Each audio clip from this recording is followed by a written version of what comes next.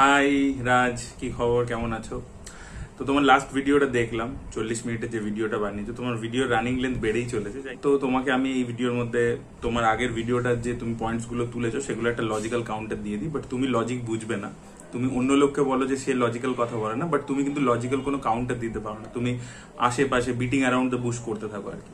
যাই হোক, তো এনিওয়ে, তো এই ভিডিওটা তো ডেফিনেটলি তোমাকে লজিক্যাল কাউন্টার করবে এবং শেষে তোমার জন্য একটা সারপ্রাইজও আছে। তার আগে আমার একটা কোয়েশ্চেন আছে, এই কোয়েশ্চেনটা আনসার দিও, মানে জাস্ট এমনি জেনারেল নলেজের জন্য, নাও দিতে পারো। যে তোমার যে ইংলিশ ভোকাবুলারিটা, এটা কি পুরোটাই তৈরি করেছো হচ্ছে পর্নোগ্রাফি দেখে, পর্নোগ্রাফি কনজিউম করে? তার কারণ হচ্ছে তুমি ভিডিওতে দেখলাম বলছো ফাকিং পুসি, ও বয়, এরকম এই কথাগুলো তুমি বারবার রিপিট করো, ও বয়, ফাকিং পুসি। তো এগুলো তো পর্নোগ্রাফিতে বেশি শোনা যায়। তো ভোক্যাবটা কি পর্নোগ্রাফি থেকে তৈরি করেছো দেখে দেখে? যদি করে থাকো, that is not a problem, because pornography কিন্তু অ্যাকচুয়ালি সিনেমাকে অনেক কিছু দিয়েছে। মানে যত নতুন নতুন টেকনোলজি আছে যেগুলো প্রথমে পর্নোগ্রাফিক ইন্ডাস্ট্রিতে ব্যবহার করা হয়, এটার ব্যাপারে তুমি যদি না জানো তাহলে বুগি নাইটস বলে ছবিটা দেখতে পারো, খুব ভালো সিনেমা, তোমাকে আগেন রেকমেন্ড করলাম, একটা ভালো ছবি। এনিওয়ে, তো এবার তোমার এক একটা পয়েন্ট নিয়ে কথা বলবো। সবচেয়ে প্রথমে তুমি বলেছো যে আমি এডুকেশন ভিডিও শুরু করেছিলাম, এডুকেশন ভিডিও দিয়ে চ্যানেল শুরু করেছিলাম এবং সেখান থেকে সুইচ করে গেছি কারণ আমি কাউকে বোঝাতে পারি না, ইত্যাদি করতে পারি না, এবং ওটা দিয়ে করলে আমার কেরিয়ার কিছু হতো না, এরকম একটা কোয়েশ্চেন তুলেছো আর কি। তো এনিওয়ে, তো তোমাকে বলে রাখি যে পড়ানোর ব্যাপারে, লোককে শেখানোর ব্যাপারে, আমি যখন নিজে কলেজে পড়তাম, বিটেক পড়তাম ইলেকট্রিক্যাল ইঞ্জিনিয়ারিং, তখন I use to teach around 16 students, যে দে আর মাই ব্যাচমেটস। তাদেরকে আমি অ্যাপটিটিউড পড়িয়েছি প্লেসমেন্টস এর জন্য এবং তার সাথে তাদের সেমিস্টারও পড়িয়েছি। এবং এবার এটা তোমার মনে হতে পারে যে মিথ্যা কথা বলছে বা বাড়িয়ে নিজের ব্যাপারে বলছে। আমি তোমাকে বলছি সবচেয়ে বড় মানে ইউটিউবার এপার বাংলা, সেটা হচ্ছে বঙ্গাই, বাংলার ক্ষেত্রে বলছে বঙ্গাই, কিরণ দত্ত। তো সে দেখবে 2020-তে একটা পডকাস্টে এই কথাটা সে নিজেই মানে কনফার্ম করেছিল, কারণ তার মেসের মধ্যে আরো একটি ছেলে থাকতো অয়ন বলে, যখন চাকরি করে, ডেফিনেটলি সেই সোশ্যাল মিডিয়া লাইনে নেই, তো সেও এই মেসে থাকতো, তো সেখানেই আমি পড়াতাম আর কি। তো এই জিনিসটা সে জানে। আর তোমার যদি কনফার্মেশন নেওয়ার থাকে, তাকে গিয়ে তুমি তার ফেসবুক পোস্টে জিজ্ঞেস করো যে অরিত্র কি সত্যি পড়াতো এতজনকে, তো সে বলে দেবে। তো আমি কলেজে যখন নিজে পড়তাম তার সাথে সাথে পড়াতাম। আর দ্বিতীয় কথা হচ্ছে, আমার আরো একটা চ্যানেল ছিল এডুকেশন ওয়ার্ল্ড বলে, যেটা আমি কন্টিনিউ করতে পারিনি because of multiple pressures, because আমাকে একটা চাকরিও করতে হয়, তার সাথে ইউটিউব আছে, স্ক্রিপ্ট রাইটিং আছে, তো অনেক কিছুর জন্য ওটা আমি কন্টিনিউ করতে পারিনি। বাট এডুকেশন ওয়ার্ল্ডে গিয়ে তুমি দেখতে পারো, এই যে থেভেনিন থিওরেম নিয়ে আমি ভিডিওটা বানিয়েছিলাম, সেটা তোমার যে ভিউজ গেছে, সেটা তোমার এই যে শাকিব খানকে নিয়ে দালালি করা যে ভিডিওস গুলো আছে, তার অনেক এরকম ভিডিওস এর থেকে অনেক কিন্তু বেশি। এবং আরো একটা তোমাকে কথা বলে রাখি, আমি কিন্তু খালি এডুকেশনাল ভিডিও, ইঞ্জিনিয়ারিং রিলেটেড খালি বানাইনি বা অ্যাপটিটিউড রিলেটেড খালি বানাইনি, আমি কিন্তু ফিল্ম নিয়েও যথেষ্ট এডুকেশনাল ভিডিও বানিয়েছি। সেখানে আমি কিভাবে স্ক্রিন প্লে ডিজাইনিং হয়, সেভ দ্য ক্যাট স্ট্রাকচার, তারপরে আমাদের কিশোটেন কেটসু যে স্ট্রাকচার, 4 অ্যাক্ট স্ট্রাকচার, যেটা মানে কোরিয়া বা জাপানিজ সিনেমাতে বেশি ফলো হয়, সেইগুলোও এক্সপ্লেন করে আমার প্লে লিস্ট আছে অরিত্রোজ ফিল্ম স্কুল বলে। তো সেখানে গিয়ে তুমি চেক আউট করতে পারো। এবং সেখানেও কিন্তু কমেন্ট সেকশনে বেশিরভাগ লোকে অ্যাপ্রিসিয়েট করেছে ভিডিওটাকে এবং তারা বুঝেছে, তাদের আন্ডারস্ট্যান্ডিং বেড়েছে। এবার দেখো, তুমিও দেখতে পারো। এবার তুমি, আমি জানি না ডিমেনশিয়া পেশেন্টদের কিরকম ভাবে ওটা এফেক্ট করবে, তারা বুঝতে পারবে কি পারবে না, I don't have that kind of medical clarity, but you can give it a shot. এবারে আরো একটা জিনিস নিয়ে কথা বলি, সেটা হচ্ছে তুমি ভিডিওর মধ্যে নিজে বলছো যে তোমার ফিনান্সিয়াল কন্ডিশন দারুণ, তোমারও এবং জাহিদেরও, খুব ভালো কথা, all the best, congratulations for that. But কথা হচ্ছে যে অন্য লোকেদেরকে তো কাজ করতে হয়, অনেকগুলো কাজে সে ব্যস্ততা থাকতে পারে। যেরকম আমি এক্সাম্পল দিয়েছি সাগর নীল, যেরকম ইউটিউব করে, তার পাশাপাশি সে টিউশন পড়ায় প্রচুর জনকে। তো সে যখন ইদার কন্টেন্ট কনজিউম করছে, ভিডিওস বানাচ্ছে, বা সে অন্য সময় স্টুডেন্টদেরকে পড়াচ্ছে, তো তার একটা ব্যস্ততা আছে। আমি যেরকম চাকরি করি, রূপম যেরকম রূপমদের দোকান আছে সেটা সামলায় এবং তার সাথে এটা করে, তো প্যারালালি করে আর কি। এবার তাই জন্য তাদের পক্ষে পসিবল নয় যে সবসময় কে মেসেজ করছে, কি করছে, সবকিছু রিপ্লাই দেওয়া পসিবল নয়, ঠিক আছে? এবার তুমি এই যে রাইটারের একটা ইস্যুকে নিয়ে, সেটাকে দিয়ে আমাকে এমন ভাবে কালকে দুটো ভিডিও, একটা তোমার রিপ্লাই ভিডিওতে বলেছো, একটা সেপারেট ভিডিও বানিয়েছো, দিয়ে আমাকে ডিফেম করবার চেষ্টা করলো। প্রথম কথা হচ্ছে, সেই রাইটার যদি আমাকে মেসেজ করে থাকে, সে নিজে ভিডিওতে বলছে যে আমি 1 ঘন্টার মধ্যে রিপ্লাই পাইনি, তাই আমি অন্যজনকে রিচ আউট করেছি। এটা কি পসিবল? এত মেসেজ আসছে ফেসবুক পেজের মধ্যে, ইনস্টাগ্রামে ডিএমে, পসিবল যে সবকটা মেসেজকে দেখা? এটা কি পসিবল? তার সাথে যেটা হয়েছে খুব খারাপ হয়েছে, কিন্তু এই ধরনের সিচুয়েশনকে ডিল করার একটা প্রসেসও আছে। আমি তোমাকে এক্সাম্পল দিয়ে বোঝাচ্ছি। তুমি যেটা করেছো যে তুমি তাকে তার দিকটা তুলে ধরেছো অডিয়েন্সের সামনে, খুব ভালো করেছো, খুব ভালো জিনিস করেছো, এবং সেই ডিরেক্টরকে রিচ আউট করেছো, যে নাটকের ডিরেক্টরকে, তার দিকটা কি তুলে ধরেছো। এই ধরনের ঘটনার ক্ষেত্রে দুটো দিকই কিন্তু অডিয়েন্সের সামনে আসা খুব ইম্পর্টেন্ট। তোমাকে আমি বলছি, অসুর বলে জিতের একটা ছবি এসেছিল, সেই সময় একটা সিমিলার কাইন্ড অফ কন্ট্রোভার্সি হয়েছিল, যেখানে একজন মিউজিক ডিরেক্টর বলেছিল যে আমার মিউজিক আর কি নিয়ে নেওয়া হয়েছে, আমার গান নিয়ে নেওয়া হয়েছে এবং আমাকে ক্রেডিট দেওয়া হয়নি। সে আমাকে রিচ আউট করেছিল, আমি কিন্তু তার দিকটাও যেরকম তুলে ধরেছি, অন্যদিকে ডিরেক্টর যে ছিল ওই ছবি পাবেল, তাকেও কিন্তু আমি কন্ট্যাক্ট করেছিলাম, তার দিকটা সে কি বলছে সেটাও তুলে ধরেছিলাম এবং আলটিমেটলি সেই যে মিউজিক ডিরেক্টর তিনি কিন্তু ক্রেডিট পেয়েছিলেন গানের মধ্যে এবং সেই ব্যাপারটা কিন্তু সলভ হয়ে গেছিল। তারপরে তাকে প্রমোশন ইত্যাদিতেও ডাকা হয়েছিল। তুমি যেটা করেছো, তুমি কি সেই রাইটারকে জাস্টিস পাওয়াতে পেরেছো? সে কি টাকাটা পেয়ে গেছে? সে কি ক্রেডিটটা পেয়ে গেছে? তো এই ধরনের সিচুয়েশনকে কিভাবে হ্যান্ডেল করতে হয় বুদ্ধির সাথে, সেই বুদ্ধিটা তোমার নেই। তুমি সেই ভিডিওটা ড্রপ করেছো এবং সেটাকে এখন তোমাকে আমাকে যেহেতু ছোট প্রমাণ করতে হবে, তোমার ইগোটা এত বেশি যে তুমি আসলে কিন্তু ওই রাইটারকে কোনো জাস্টিস পাওয়াতে পারলে না। So you don't know how to deal with this kind of situation. এই কারণেই তোমাকে ইন্ডাস্ট্রির লোকেরা কেন পাত্তা দেয় না, কারণ you don't know how to handle this kind of situation maturely. Again আমি বলছি যে রাইটারের সাথে যেটা হয়েছে সেটা খুব ভুল হয়েছে, বাট তুমি যেভাবে এই সিচুয়েশনটার সাথে ডিল করেছো দ্যাট ইজ ভেরি রং। ভিডিওতে এক জায়গায় তুমি বলছো যে তুমি আমার দেশ নিয়ে কিছু বলবে না, বাট তুমি আমার দেশ নিয়ে অলরেডি বলেছো ভিডিওর মধ্যে। তুমি বলছো যে আমাদের এখানকার কালচার এরকম, আমাদের এখানে রেড মিট ব্যান আছে, এখানে ল আছে, লুকিয়ে খেতে হয়, এরকম আর কি তুমি বলেছো। এখানকার যা কালচার, এখানে যদি লুকিয়ে আমরা রেড মিট না কনজিউম করি তাহলে আর কি আমাদেরকে অ্যারেস্ট করে নেবে, মারবে লোকে, এটা বলেছো। তো এটা তুমি কি মিন করতে চেয়েছো বোঝা যায়, ঠিক আছে, খুব বুদ্ধির সাথে করতে চেয়েছো, কিন্তু তুমি যতটা নিজেকে স্মার্ট ভাবো তুমি ততটা স্মার্ট নও। এবার তোমাকে আমাদের দেশের ব্যাপারে প্রথমে বলে রাখি যে আমাদের দেশে কিন্তু কালচার খুব ওপেন। আমাদের এখানে রেড মিট ব্যান নয়, এখানে যে যেটা ইচ্ছে খেতে পারে, যে যেরকম ড্রেস পড়তে পারে, কারোর ওপর কোনো জিনিস কিছু ইম্পোজ করে দেওয়া হয় না। এবং যখন যখন কেউ কিছু ইম্পোজ করবার চেষ্টা করেছে তাকে কিন্তু দেশবাসীরা এক হয়ে বুঝিয়ে দিয়েছে যে ভাই এখানে ইম্পোজিশন চলবে না। আমাদের এখানে লোকের মন কিন্তু উদার, আমরা একজন আরেকজনের সাথে মিলেমিশে থাকি। আমাদের এটাই আর কি আমাদের দেশের ট্যাগ লাইন যে ইউনিটি ইন ডাইভার্সিটি। এবং তুমি যে বারবার বলছো না যে আমি বাংলাদেশের লোকেদেরকে অপমান করেছি, আমি আরো একটা ভিডিওতে অলরেডি বলে দিয়েছিলাম, আবারও বলে দিচ্ছি। আমি আমার প্রথম যে ভিডিওগুলো বানিয়েছি আমি সেখানে তুফানকে কাওয়া বিরিয়ানি বলেছি। আমি বলছি তুফান শাকিব খানের ফ্যান বেসে ভাল লাগছে, তাদের এটাই টেস্ট, আমি সেই ভিত্তিতে বলেছি। এই যে এখানে দেশের অ্যাঙ্গেলটা, ন্যাশনালিজমের অ্যাঙ্গেলটা তুমি ঢুকিয়েছো, তোমার মতো আরো কিছু ফেসবুক পেজ যারা এটা নিয়ে ব্যবসা করতে চায় তারা ঢুকিয়েছিল। এটাও কিন্তু আমি একটা ভিডিওতে অলরেডি অ্যাড্রেস করে দিয়েছি যে এই দেশের অ্যাঙ্গেলটা তোমরা ঢুকিয়েছো ব্যবসা করার জন্য। মানে এটা তো হতে পারে না যে একটা লোকের একটা ছবিকে আমি খারাপ বলছি, সেটা পুরো দেশকে রিপ্রেজেন্ট করছে। যে শাকিব খানকে খারাপ বলা মানে গোটা বাংলাদেশকে খারাপ বলা, এটা তো নয়। আমি সেখানেও বলছি বাংলাদেশে যারা শিক্ষিত দর্শক আছে তাদের এই ছবিটা নিয়ে ইন্টারেস্ট হবে না, তারা এই যে কন্ট্রোভার্সিটা নিয়েও তাদের ইন্টারেস্ট হবে না। তো এই জিনিসটা বলেছি। আমি কিন্তু বাংলাদেশকে কখনো ছোট করিনি, ঠিক আছে, আমি কিন্তু তাদেরকে কখনো ছোট করিনি। কাওয়া বিরিয়ানি আমি তুফানকে বলেছি, আমি বাংলাদেশকে কিছু বলিনি। আরেকটা জিনিস বললে যে শাকিব খানকে নিয়ে, এফডিসির ক্যাচাল নিয়ে ভিডিও বানালে তোমার প্রচুর ভিউজ, লাখ সাবস্ক্রাইবার আসবে, তোমার ইন্ডিয়ান কন্টেন্ট নিয়ে রিভিউ করার দরকার নেই, বাট তুমি কেন করছো না, এই প্রশ্নটা তুমি তুলেছো। তো আমি তোমাকে বলে দিচ্ছি, কারণ তুমি নিজেকে প্রচন্ড বেশি সিরিয়াসলি নাও। তুমি জানো যে হয়তো ওইভাবে আমি টাকা কামিয়ে নেবো, কিন্তু আমি কারো কাছে পাত্তা পাবো না। এবং তোমার ইগোটা এত বেশি যে তুমি চাও যে লোকের কাছে, তুমি অ্যাটেনশন সিকার আর কি বেসিক্যালি।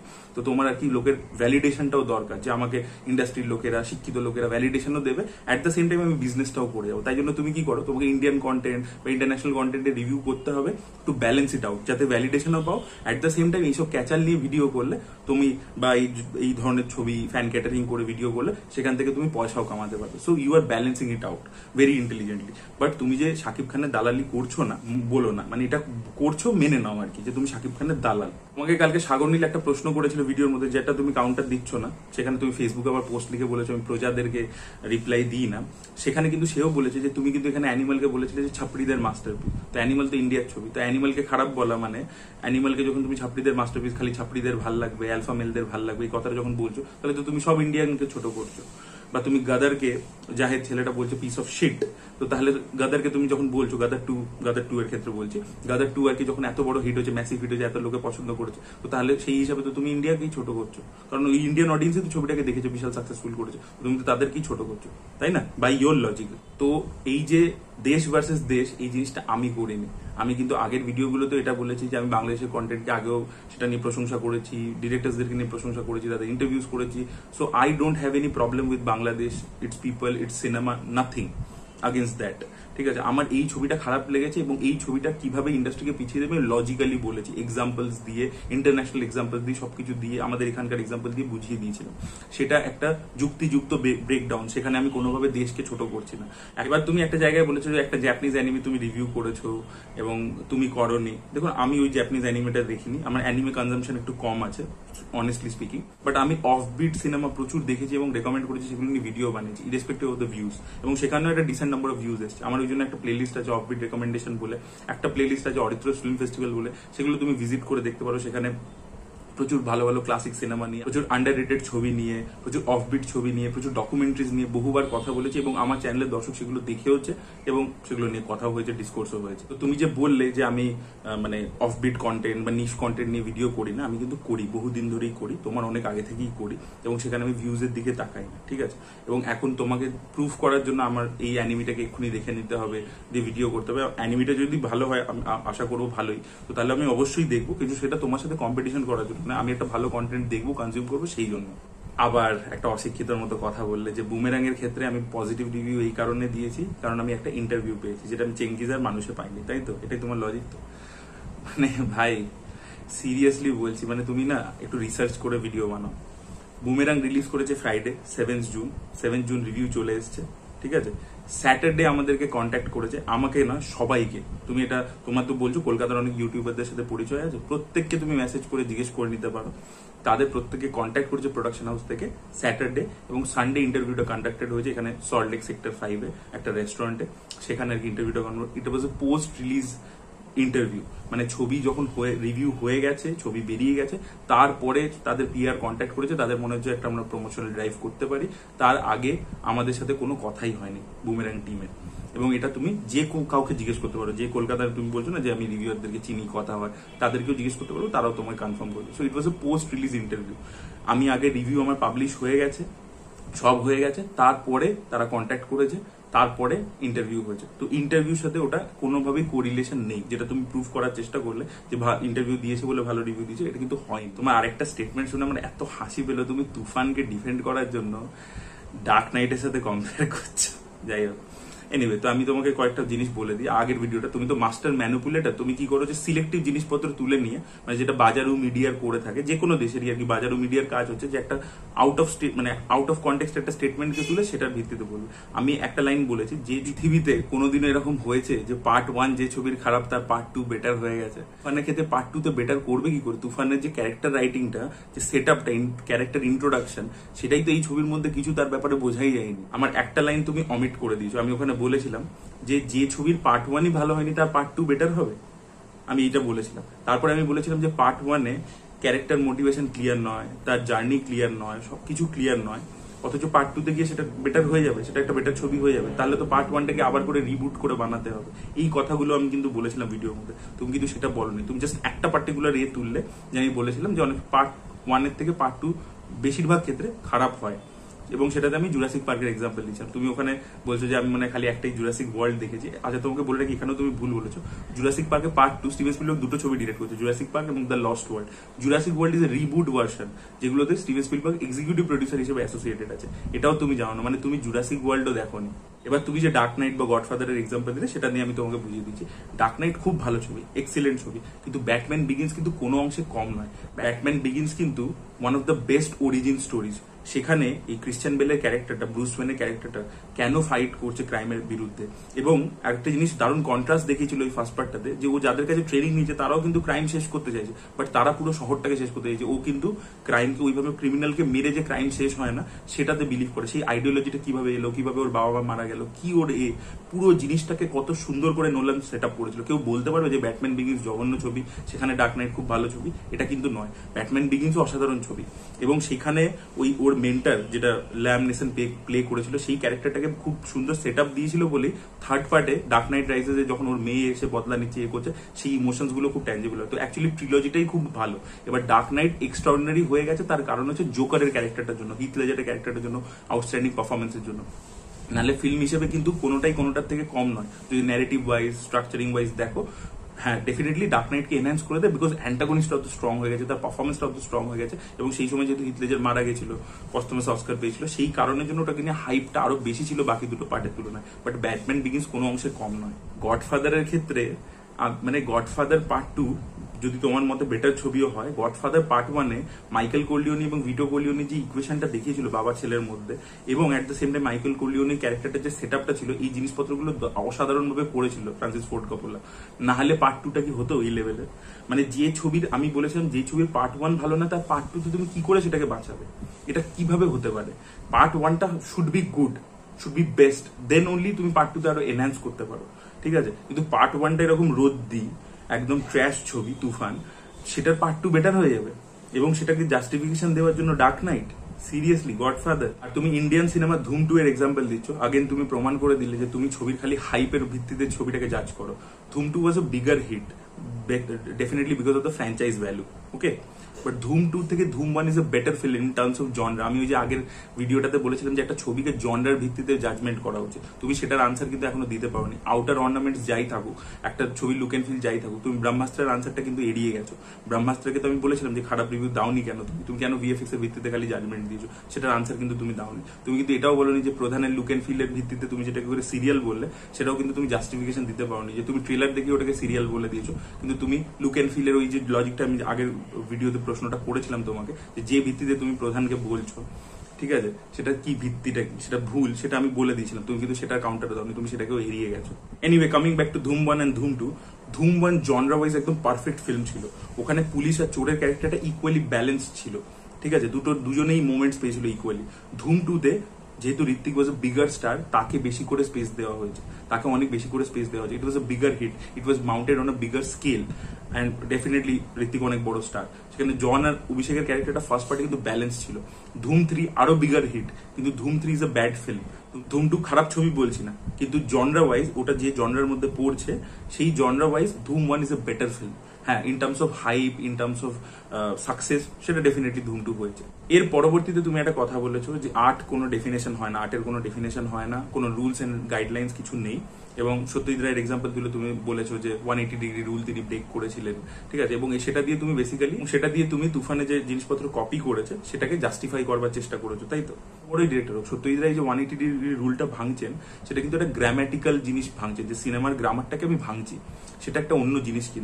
কিন্তু তোমাকে এটাও বলে রাখি যে নায়ক বলে ছবিটা উনি বানিয়েছিলেন, সেটা বার্গম্যানের একটা ছবি ছিল ওয়াইল্ড স্ট্রবেরিজ বলে, সেটার থেকে ইন্সপিরেশন ছিল। এবং তাই জন্য যখন ইন্টারন্যাশনাল ফিল্ম ফেস্টিভ্যালে উনি ট্রাভেল করেছিলেন, তখন কিন্তু ছবিটাকে এই জিনিসটা নিয়ে ক্রিটিসিজম ফেস করতে হতো। তো সত্যজিৎ রায়কে কিন্তু ক্রিটিসিজম ফেস করতে হয়েছে, এরকম নয় তুমি যে বললে সত্যজিৎ রায় ক্রিটিসিজম ফেস করতে হয়নি। সত্যজিৎ রায়কেও অনেক ক্ষেত্রে ইন্টারন্যাশনালি বা এখানে অনেক ক্রিটিসিজম, ঘরে বাইরের ক্ষেত্রেও ক্রিটিসিজম ফেস করতে হয়েছিল। তোমাকে আরো একটা বলে রাখি, একজন ডিরেক্টরের এক্সাম্পল দিই, সার্জিও লিওনি। সানি লিওনি নয়, সরি, তুমি তো পর্নোগ্রাফি বেশি দেখো, সানি লিওনি না, সার্জিও লিওনি, যিনি ডলার্স ট্রিলজি বানিয়েছে। তো তার যে প্রথম ছবিটা ছিল ফিস্টফুল অফ ডলার্স, তো সেই ছবিটা আকিরা কুরোসাওয়ার ইয়োজিম্বো থেকে হেভিলি ইন্সপায়ার্ড, এবং সেটা নিয়ে আকিরা কুরোসাওয়া নিজে কল আউট করেছিল সার্জিও লিওনিকে।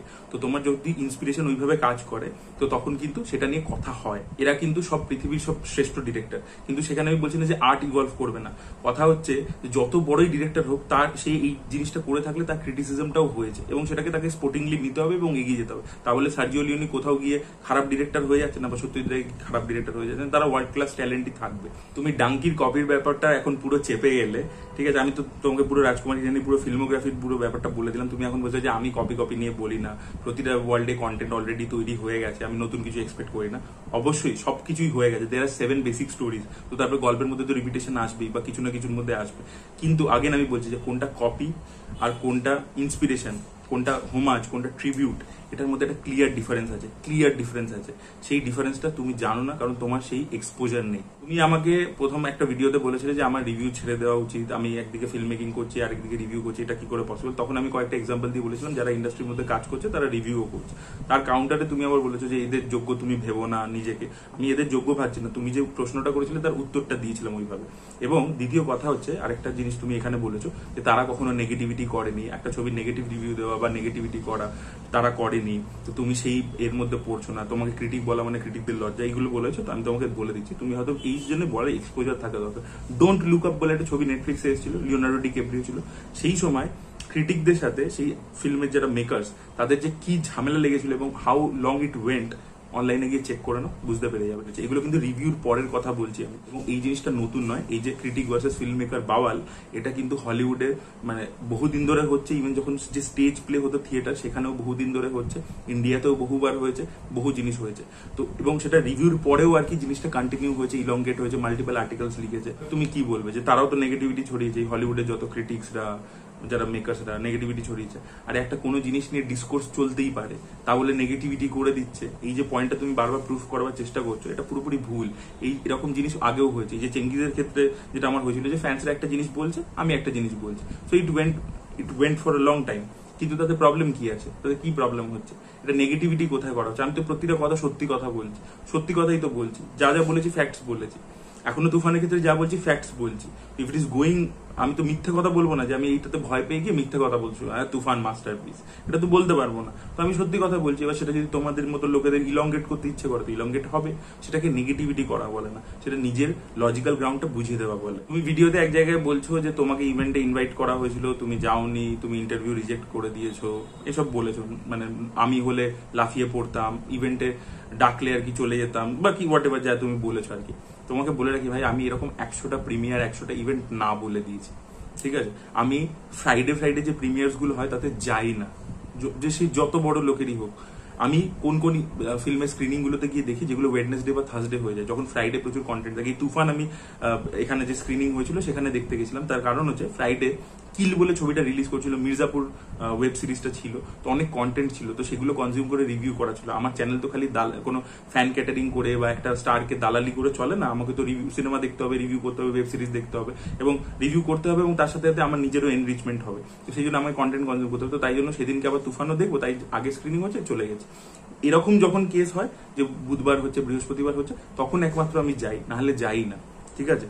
বহুবার যাই না। এরকম 100টা ইভেন্ট আমি রিজেক্ট করেছি, 100টা ইন্টারভিউ রিজেক্ট করেছি। রিসেন্টলি সবচেয়ে রিসেন্ট হচ্ছে রায়ান রাফির ইন্টারভিউ, সেটাও আমি রিজেক্ট করে দিয়েছিলাম। যে আমার ছবিটা দেখার পরে আমার মনে হচ্ছিল যে কিছু কোয়েশ্চেন করার আমার নেই এখান থেকে, তাই জন্য আমি যাইনি। নাহলে রাফিকে ইন্টারভিউ করলে আমি প্রচুর ভিউজ গ্যাদার করতে পারতাম। রাফিকে লাস্ট টাইম ইন্টারভিউ করেছিলাম সুড়ঙ্গ সময়, প্রচুর ভিউজ পেয়েছিলাম, এবারেও পেতে পারতাম, কিন্তু আমি করিনি। তুমি একটা জায়গায় বলছো যে আমাদের এপার বাংলার আর্টিস্টদের দুর্ভাগ্য যে আমাকে ইন্টারভিউ দিতে হয়, তাদের কিছু করার নেই, আমি যেহেতু 1 নম্বর ইউটিউবার হয়ে গেছি কন্ট্রোভার্সি ইত্যাদি করে, বাট তাদের অ্যাকচুয়ালি তো ভালো লাগে না।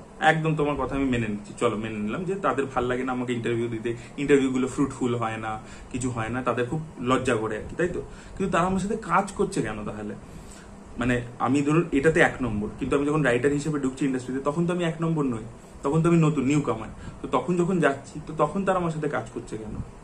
Can you explain? কারণ আমি প্রথম যে আমার ছবি দাবারু এসছে সেটা উইন্ডোজ প্রোডাকশন, যার যে ডিরেক্টর, মানে যাদের আর কি ডিরেক্টর ডুয়োর যে প্রোডাকশন কোম্পানিটা, তারা লাস্ট 10 বছরের সবচেয়ে সাকসেসফুল ডিরেক্টর ডুয়ো আমাদের বাংলার। প্রোডাকশন হাউস, খুব নামি, ভালো ভালো ক্রিটিক্যালি অ্যাক্লেম কন্টেন্ট তারা বার করেছে। তারা কেন আমার সাথে কাজ করছে? বা মিঠুন চক্রবর্তীর মতো এত বড় সুপারস্টার, সে কেন কাজ করছে আমার সাথে? Can you explain?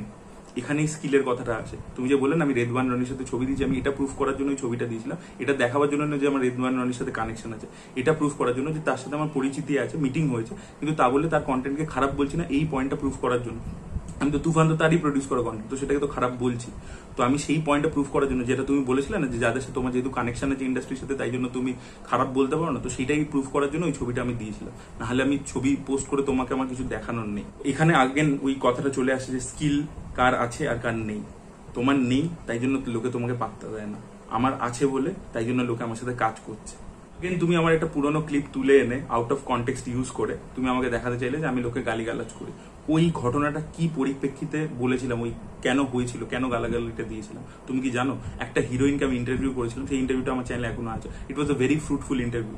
সেই হিরোইন সেখানে একটা এক্সাম্পল দিয়েছিল যে আমি এই ধরনের ছবি করতে চাই না, বিকজ ওই ধরনের ছবিতে আমি শো পিস হিসেবে থাকবো। একসময় আমি করেছি কেরিয়ারে, বাট এখন আমি I am looking forward to মিটি রোলস।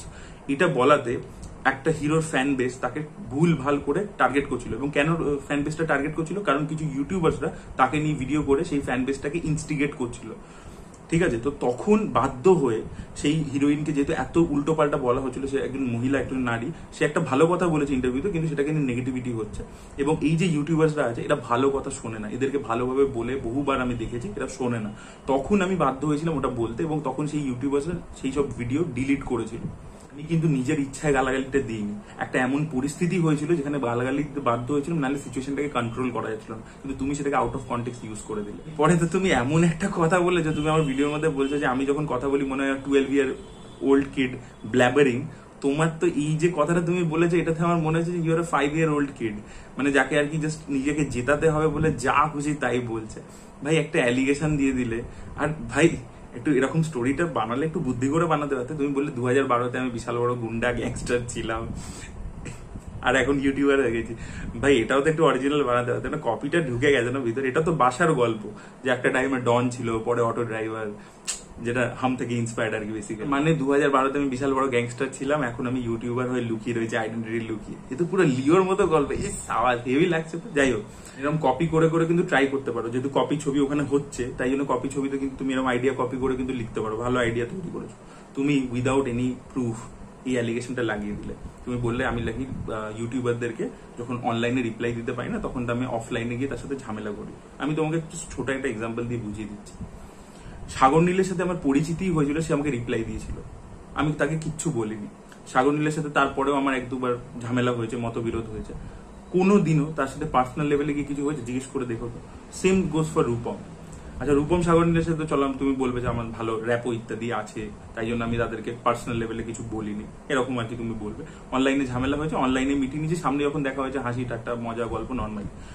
এখানে কিছু ইউটিউবার আছে যারা আমার সিরিয়াস ক্ষতি করতে গেছিল, আমি তাদের নাম তুলে আনতে চাই না, সিরিয়াস ক্ষতি করতে গেছিল যাতে আমার ফিল্ম মেকিং কেরিয়ার নষ্ট হয়ে যায়। আমি সেটা জানি যে সে কি করেছে, তারপরেও তার সাথে যখন দেখা হয়েছে আমি কিন্তু তাকে কিচ্ছু বলিনি, সামনাসামনি কিচ্ছু বলিনি। হ্যাঁ, কেমন আছো, ভালো আছো, হ্যাঁ, বেশি কথা বলিনি, তাকে আমি অ্যাভয়েড করে চলবো কারণ তাকে আমার পছন্দ না, কিন্তু তাকে আমি কিছু বলিনি। এরকম প্রচুর, ইভেন প্রিন্স একটা টাইম আমাকে কত গালাগালি দিত, কিন্তু তখনও আমি যখন ওর সাথে দেখা হতো সামনাসামনি আমি কোনোদিন ওকে কিছু বলিনি। মহারাজ বলে একটা চ্যানেল আছে, তার সাথেও কতবার ঝামেলা হয়েছে, সেই উল্টোপাল্টা আমাকে বলেছে, আমিও বলেছি তাকে, কিন্তু সামনাসামনি যখন দেখা হয়েছে আমরা আড্ডা মেরেছি, গল্প করেছি। শরৎ মিউজিক ভেঞ্চার্স, তো তার সাথে আমার যখন সামনাসামনি দেখা হয়েছে কোনো প্রবলেম নেই, তুমি তাদেরকে কমেন্ট করে জিজ্ঞেস করতে পারো। অভরোজ আনপ্লাগড, সেও আমাকে রিপ্লাই দিয়েছিল কিছুদিন আগে, সে বহু ভিডিওতে আমাকে ছোট ছোট ভাবে পোকও করেছে, আমি কোনোদিনও এই করি না। তার সাথেও যখন দেখা হয় গল্প করি, হাসাহাসি হয়। এই তুফানের প্রিমিয়ারের লাস্ট দেখা হয়েছিল, সেখানে তো গল্প করলাম কতক্ষণ, ইয়ার্কি হলো। তো আমি কিন্তু অনলাইনের ঝামেলা অফলাইনে কোনোদিনও নিয়ে যাই না। যদি এটা আমার টেন্ডেন্সি হতো, তুমি যেটা বলছো অ্যাকর্ডিং টু ইউ, তাহলে আমি এটা যে কোনো লোকের ওপর অ্যাপ্লাই করতাম, কিন্তু কারোর ক্ষেত্রে করছি না। খালি তুমি যেটা একটা বানিয়ে গল্প বলছো without any proof and everything, মানে সেটা কতটা চাইল্ডিশ তুমি জাস্ট ভাবো যে তুমি একটা কোনো ভিত্তিহীন অ্যালিগেশন একটা লোকের উপর লাগিয়ে দিচ্ছ। চলে আসে ভিডিওর কনক্লুশনে। দেখো, তোমার তো কোনো কাজ নেই, তোমার কন্টেন্ট নেই, তোমার প্রচুর টাকা আছে, তুমি নিজেই বললে যে আমার প্রচুর financially I am very strong, আমি বছরের পর বছর থাকতে পারি আরামসে কিছু না করে, তোমার আছে। কিন্তু আমার প্রচুর কাজ আছে, বুঝতে পারলে তো? একদিকে অফিস আছে, একদিকে ইউটিউবের জন্য কন্টেন্ট দেখতে হয়, রিভিউ করতে হয়, অন্যদিকে স্ক্রিপ্ট রাইটিং এর একটা কেরিয়ার আছে, তো এত কিছু ব্যালেন্স করতে হয়। সো আমার পক্ষে রোজ তোমাকে রিপ্লাই দেওয়া সম্ভব না, ঠিক আছে? কিন্তু তুমি এটা তো বন্ধ করবে না। Let's do one thing, let's come on a live stream. তুমিও লাইভ থাকবে, আমরাও লাইভ থাকবো। আচ্ছা, আমি বলে দিচ্ছি, আমি থাকবো, আমার সাথে রূপম থাকবে, সাগর নীল থাকবে। তুমি তো প্রথম ভিডিওতে রূপম সাগর নীলকেও রিপ্লাই দিয়েছিলে, কিন্তু তারপরে তাদের রেসপন্স আসার পর তুমি কিন্তু কোনো চুপ করে গেছো। সাগর নীল কালকে যে ভিডিওতে যে কোয়েশ্চেন্স গুলো করেছে সেগুলো কোনো উত্তর দাওনি, সেগুলো পারলে উত্তর দিও। কিন্তু যে গাদারকে তুমি যে বলছো, গাদার 2কে পিস অফ শিট, বা অ্যানিমালকে ছাপড়িদের বলছো, সেটা ইন্ডিয়াকে অপমান করা নয়, বা ইন্ডিয়ান ছবিকে অপমান করা নয়, 1 নম্বর। দ্বিতীয়, যে তুমি ব্রহ্মাস্ত্রের লজিকটা দিতে পারলে না, প্রধানের লজিকটা এখনো দিতে পারলে না। যে প্রধানকে তুমি ট্রেলার দেখে সিরিয়াল যে ভিত্তিতে বললে, সেটা কিভাবে বললে, সেটা আমি একটা কোয়েশ্চেন আগের ভিডিওতে করেছিলাম। পুরো জায়গাটা দেখো, কিন্তু আবার সিলেক্টিভ তুলে নিও না। তাই আমি তোমাকে ওপেন চ্যালেঞ্জ করছি যে তুমি লাইভ স্ট্রিমে এসো এবং তোমার পয়েন্ট রাখো। যদি তুমি জিতে যাও ফাইন, যদি আমি জিতে যাই ফাইন, মানে আমরা জিতে যাই আর কি। আমার তো জাহেদ রয়েছে এবং সেখানে কিন্তু আমরা যথেষ্ট পোলাইটলি বিহেভ করবো আমরা, এবং লজিক্যালি তোমাকে কিছু প্রশ্ন করবো, তুমি তোমার পয়েন্টস গুলো রেখো, আমরা আমাদের পয়েন্টস গুলো রাখবো। Let's come to a conclusion. কারণ রোজ তুমি 30 মিনিটের ভিডিও, 40 মিনিটের ভিডিও বানাবে এবং সেটা দেখতে হবে। প্রথম তো এই 40 মিনিট দেখাই একটা টর্চার, এবং তারপরে রিপ্লাই দিতে হবে। আমি দেখো চাইলে রিপ্লাই বন্ধই করে দিতে পারি, আমার ভালো লাগছে না। কিন্তু প্রবলেম হচ্ছে কি বলতো, ওই যে আমি একটা কথা প্রথম দিনই বলেছিলাম যে যেই আমি ভদ্রতা দেখাবো যে ভাই এই কন্ট্রোভার্সিতে জড়াবো না, আমি নিজের মতো রিভিউ করি, তখনই এসে এই যে ফ্যান্সদেরকে তুমি কেটার করছো, যেটা কমেন্ট সেকশন থেকে পুরো এভিডেন্ট, শাকিব খানের ফ্যান্সরা এসে বলো কিরে ভয় পেয়ে গেলি, কিরে বিরিয়ানি খাওয়ালো রিপ্লাইতে, তো সেই জন্য তখন রিপ্লাই দিতে হচ্ছে। Let's come to a live stream and let's come to a conclusion. দেখে নি যে কার লজিকে কত দম আছে। তুমি তো বলো আমি লজিক নিয়ে কথা বলি, so let's come to that, let's do it. That was it guys, thank you so much.